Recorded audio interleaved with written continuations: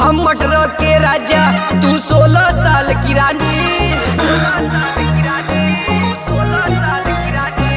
तू बादल हम प्यासी धरती पर जबन के पानी। हम मटर के राजा तू 16 साल की रानी। तू बादल हम प्यासी धरती पर जबन के पानी।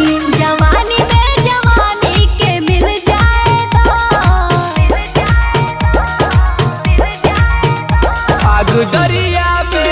आग दरिया में रानी हो लग जाए तो। आग दरिया में रानी हो लग जाए तो।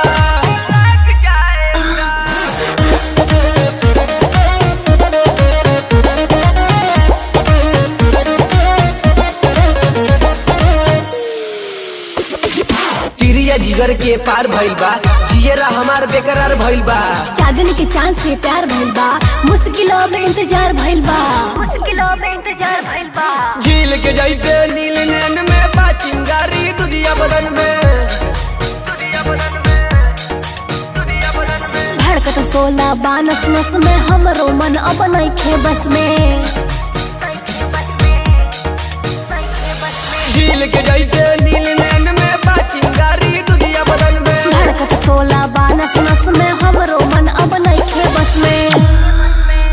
जेवन गरमी बाबा हर निकल जाए तो। आग दरिया में रानी हो लग जाए तो। आग दरिया में रानी हो लग जाए तो।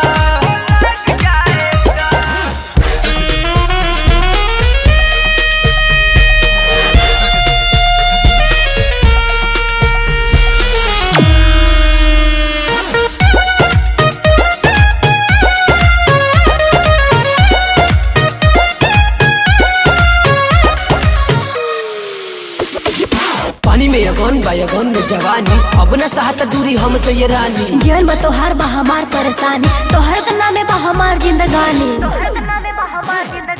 बाढ़ के पानी अब ना रुकी, सारा बंधन पल में टूटी।